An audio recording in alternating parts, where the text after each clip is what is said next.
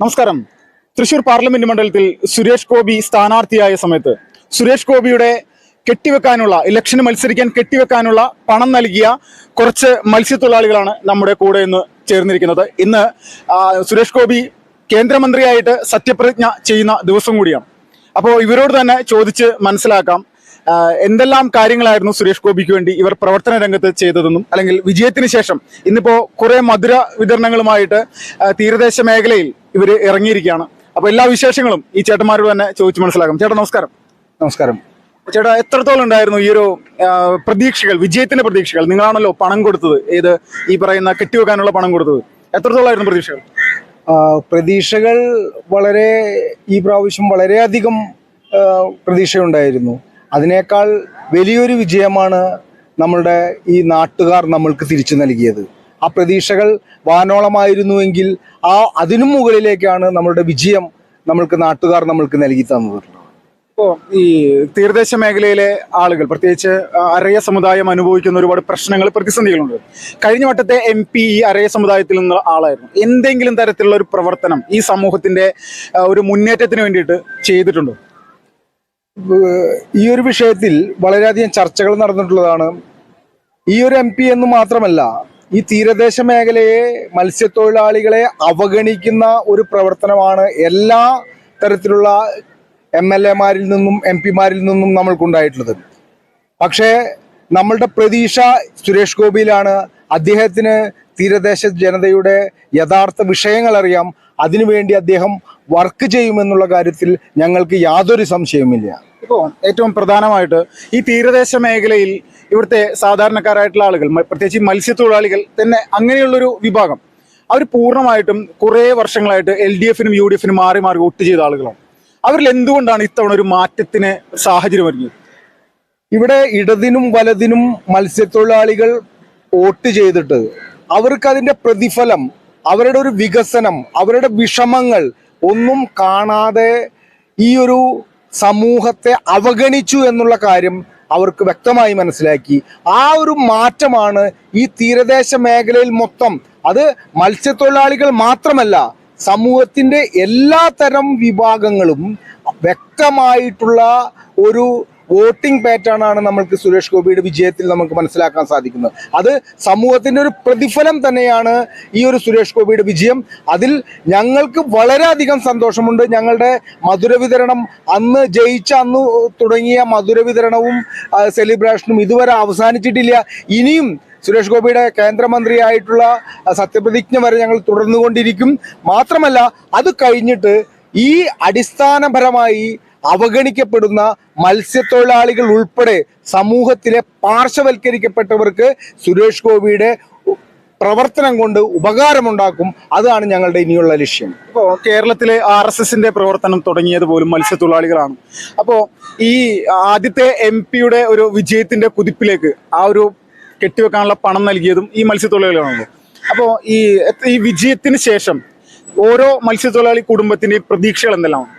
പ്രതീക്ഷകൾ ഈ തീരദേശ മേഖലയിൽ നിരവധി വിഷയങ്ങൾ സുരേഷ് ഗോപി സാറിൻ്റെ ശ്രദ്ധയിലേക്ക് ഞങ്ങൾ കൊണ്ടുവന്നിട്ടുണ്ട്. അത് വ്യക്തമായി ഞാനിപ്പോൾ എണ്ണി പറയുന്നില്ല.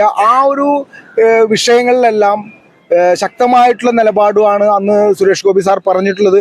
അത് തീർച്ചയായും നടപ്പിലാക്കുമെന്ന് തന്നെയാണ് ഞങ്ങളുടെ വിശ്വാസം. അതുമാത്രമല്ല, ഇവിടെ ഒരേ മത്സ്യത്തൊഴിലാളിയും മനസ്സുകൊണ്ട് ഒരു വറുതിക്കാലമായിട്ട് പോലും അവരുടെ മനസ്സിൽ നിന്നുള്ള ഒരു സ്നേഹമാണ് ആ തുക സമാഹരിച്ചത്. ഒരിക്കലും ഒരു വ്യക്തി അല്ല ആ തുക എടുത്തിട്ടുള്ളത്. എല്ലാ മത്സ്യത്തൊഴിലാളികളും അവരെ കൊണ്ടാകുന്ന തരത്തിലുള്ള പൈസ സമാഹരിച്ചിട്ടാണ് ഈ പ്രാവശ്യവും ഇതിന് മുമ്പത്തെ പ്രാവശ്യവും ഞങ്ങൾ ആ പൈസ സുരേഷ് ഗോപിക്ക് എത്ര രൂപയാണത്? 25,000 രൂപയാണ് കെട്ടിവെക്കാനുള്ള തുകയായിട്ട് കൊടുത്തിട്ടുള്ളത്. അത് നമ്മളുടെ ഒരു സന്തോഷമാണ്. ആ സന്തോഷത്തിൽ നമുക്ക് അതിയായ സന്തോഷമുണ്ട്. കാരണം നമ്മൾ കെട്ടിവെക്കാനുള്ള തുക കൊടുത്തിട്ട് അദ്ദേഹം ഈ പ്രാവശ്യവും കൂടി തോൽക്കുകയാണെങ്കിൽ ഞങ്ങൾക്ക്, ഈ സമൂഹത്തിന്, തീരദേശവാസികൾക്ക് വലിയൊരു വിഷമത്തിനുള്ളൊരു ഇടയായിരുന്നു. പക്ഷേ നമ്മളുടെ പ്രാർത്ഥനകൾ, എല്ലാവരുടെയും പ്രാർത്ഥനകൾ ദൈവം കേട്ടു. അതുകൊണ്ട് ഈ ഒരു വിജയം ഒരു വലിയൊരു സന്തോഷത്തിന്റെ ദിനങ്ങളായി തന്നെയാണ് ഞങ്ങൾക്ക് അനുഭവപ്പെടുന്നത്. ചേട്ടാ നമസ്കാരം. ചേട്ടാ, ഈ എത്രത്തോളം സന്തോഷമുണ്ട് ഈ ഒരു വിജയത്തിൽ? പറഞ്ഞറിയിക്കാൻ പറ്റാത്ത സന്തോഷം, വളരെയധികം സന്തോഷം. വാനോളം ഉയർന്നുള്ള സന്തോഷം. ഈ ജനങ്ങളുടെയൊക്കെ പ്രതികരണങ്ങൾ എങ്ങനെ തീരദേശ മേഖല? തീരദേശ ജനങ്ങൾ വളരെയധികം ആഹ്ലാദത്തിലാണ്. അവരെല്ലാവരും ആഹ്ലാദിച്ചുകൊണ്ടിരിക്കുകയാണ്. അവരുടെ കാര്യങ്ങൾ, അവരുടെ പ്രശ്നങ്ങളെല്ലാം പരിഹാരം ഉണ്ടാവുമെന്നുള്ള പ്രതീക്ഷയിലാണ്. ഇപ്പോൾ ഈ TN പ്രതാപൻ MP ഉണ്ടല്ലോ കഴിഞ്ഞോട്ടത്തെ, ഈ തീരദേശ മേഖലയിൽ നിന്നുള്ള ഒരാൾ തന്നെയായിരുന്നു. പക്ഷെ അദ്ദേഹത്തിന്റെയൊക്കെ പ്രവർത്തനങ്ങളെ സംബന്ധിച്ച് ഈ ഇവിടുത്തെ മത്സ്യത്തൊഴിലാളികളുടെ ഒരു അഭിപ്രായം എന്താണ്? ഇവിടുത്തെ മത്സ്യത്തൊഴിലാളികളുടെ മത്സ്യത്തൊഴിലാളികളുടെ മേഖലയിൽ അദ്ദേഹം കടന്നു ചെന്നിട്ടില്ല എന്നാണ് പലരും പറയുന്നത്. ഇന്ന് വരെ അങ്ങനെ ഒരു സാഹചര്യം ഉണ്ടായിട്ടില്ല. അങ്ങനെ സാഹചര്യം ഉണ്ടായിട്ടില്ല എന്നാണ് ഇവിടെ എല്ലാ മത്സ്യത്തൊഴിലാളികളും പറഞ്ഞുകൊണ്ടിരിക്കുന്നത്. ചേട്ടാ നമസ്കാരം. എത്രത്തോളം സന്തോഷം ഉണ്ടായിട്ട് ഈ ഒരു സമയത്ത്? വാണോളുണ്ട് സന്തോഷം. സുരേഷ് ഗോപി ജയിച്ചതിന്റെ പേരിൽ കുറെ ആളുടെ പ്രവർത്തനവും കുറെ ആളുകൾ കഷ്ടപ്പെട്ടതിന്റെ പേരിലാണ് സുരേഷ് ഗോപി ജയിക്കാൻ കാരണം. കണ്ടമാനം ജനങ്ങൾ കഷ്ടപ്പെട്ടിരുന്നു. ഈ തീരദേശ മേഖലയിലെ ഭൂരിഭാഗം ജനങ്ങൾ അദ്ദേഹത്തിന് തന്നെയാണ് വോട്ട് ചെയ്തിരിക്കുന്നത്. തീരദേശം എല്ലാവരും സുരേഷ് ഗോപി അദ്ദേഹത്തിന്. എന്താണ് പ്രതീക്ഷിക്കുന്നത് MP എന്നുള്ള നിലയിൽ, അല്ലെങ്കിൽ കേന്ദ്രമന്ത്രി എന്നുള്ള നിലയിൽ? കുറെ കാര്യങ്ങൾ ചെയ്യാന്ന് ആദ്യമേ പറഞ്ഞിട്ടുണ്ടായിരുന്നു. അപ്പൊ അത് നമ്മൾക്ക് നടപ്പിലാക്കി തരുമെന്നും പ്രതീക്ഷയുണ്ട്. അങ്ങനെ ഒരു പ്രതീക്ഷ വരാനുള്ള കാരണം എന്താണ്? ഇവിടെ തീരദേശത്ത് ഇതിനു മുന്നുണ്ടായിരുന്ന MP മാരും MLA മാരും ഒന്നും ചെയ്തില്ല തീരദേശത്തിന് വേണ്ടി. അപ്പൊ ഈ MP വന്നു കഴിഞ്ഞാൽ നമുക്ക് ചെയ്തു തരാമെന്നുള്ള ഒരു ഇതുണ്ട്. ചേട്ടാ നമസ്കാരം. നമസ്കാരം. എത്രത്തോളം സന്തോഷം ഉണ്ടായിട്ട് ഈ ഒരു സമയത്ത്? വളരെ സന്തോഷം. മാത്രമല്ല തീരദേശ ജനത ശരിക്കും 3 ഇരട്ടി വോട്ടായിട്ടാണ് ഇവിടെ വർദ്ധിപ്പിച്ചിട്ടുള്ളത്. അത് എന്തായാലും നമ്മളെ MP കാണും. അത് പൈസ കെട്ടി വെക്കാൻ കൊടുക്കുന്ന സമയത്തും പറഞ്ഞിട്ടുണ്ട് തീരദേശ ജനതയുടെ എന്തെങ്കിലും കാര്യങ്ങൾ ഇവിടെ ചെയ്യണമെന്നുള്ള ആഗ്രഹമാണെന്നും ആള് പ്രകടിപ്പിച്ചിട്ടുള്ളത് പൈസ കെട്ടി വെക്കാൻ പോകുന്ന സമയത്ത്. ഇപ്പൊ തീരദേശ മേഖലയിലെ പഞ്ചായത്തുകളൊക്കെ അടുത്ത വട്ടം BJP ഭരിക്കാനുള്ള സാധ്യത ഉണ്ട്. ഈ മുന്നേറ്റം തുടർന്ന് പോവുകയെന്ന് വെച്ചാല് തളിക്കുളം പഞ്ചായത്ത്, അതേപോലെ വാടാനപ്പള്ളി, നാട്ടിയൊക്കെ BJP ഭരിക്കാൻ സാധ്യത.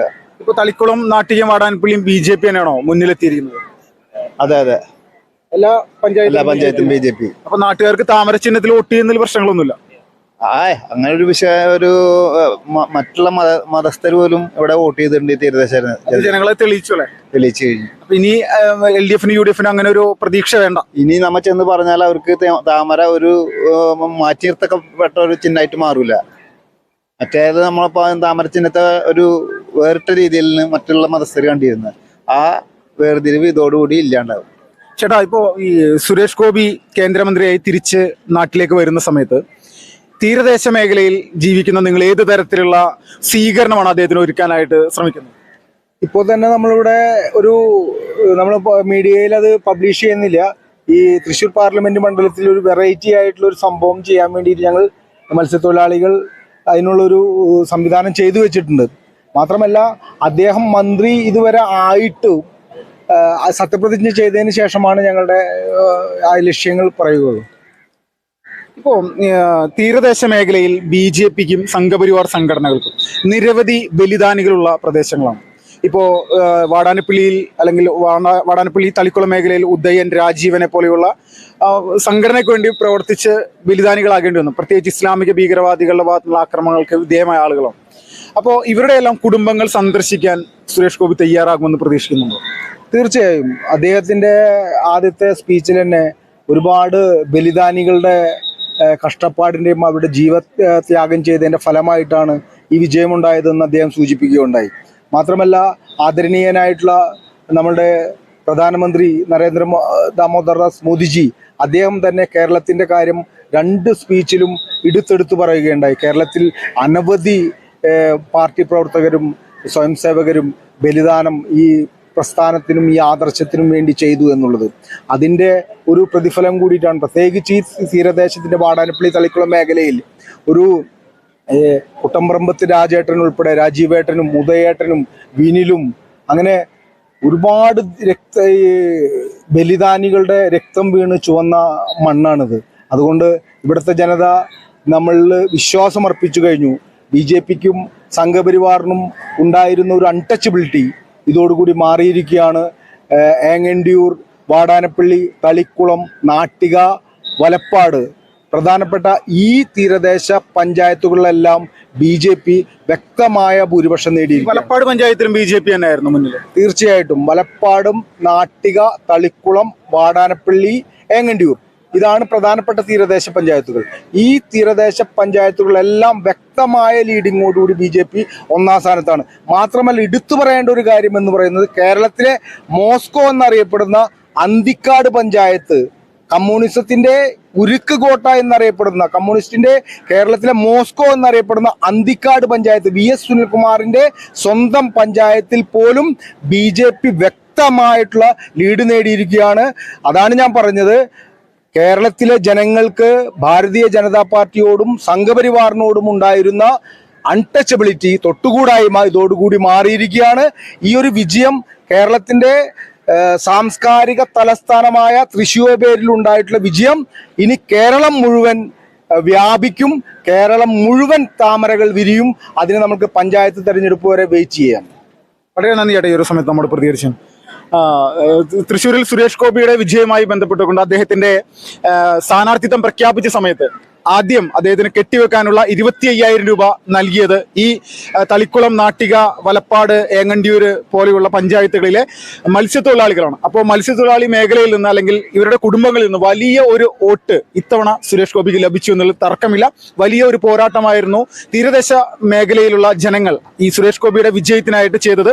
2019 ഇവിടെ നിന്ന് ജയിച്ചു പോയ TN പ്രതാപൻ എന്ന് പറയുന്ന MP-യും ഇതുപോലെ തന്നെ മത്സ്യത്തൊഴിലാളി കുടുംബത്തിൽ നിന്ന് ഉണ്ടായി അല്ലെങ്കിൽ പ്രവർത്തിച്ച് മുന്നോട്ട് വന്ന ഒരാളാണ്. പക്ഷേ ഒരു തരത്തിലുമുള്ള പ്രയോജനവും ഈ MP-യെ കൊണ്ട് ഉണ്ടായില്ല എന്നുള്ളതാണ് തീരദേശ മേഖലയിലെ ജനങ്ങൾ ഇപ്പോഴും സുരേഷ് ഗോപിയുടെ വിജയത്തിന് ശേഷവും അത് ഉറച്ചു നിന്ന് ആ ഒരു വിഷയത്തിൽ പറഞ്ഞുകൊണ്ടിരിക്കുന്നത്. എങ്ങനെയാണെങ്കിലും വരും ദിവസങ്ങളിൽ അല്ലെങ്കിൽ വരും മാസങ്ങളിൽ, വരും വർഷങ്ങളിൽ സുരേഷ് ഗോപി എന്ന് പറയുന്ന വ്യക്തിയുടെ അല്ലെങ്കിൽ കേന്ദ്രമന്ത്രിയുടെ പ്രവർത്തനങ്ങൾ എങ്ങനെയാണെന്നുള്ളത് നമ്മൾക്ക് നേരിട്ട് കണ്ടു തന്നെ മനസ്സിലാക്കാം. തൃശ്ശൂരിൽ നിന്നും വിപിൻ ലാൽ, ഫാസ്റ്റ് റിപ്പോർട്ട്സ്.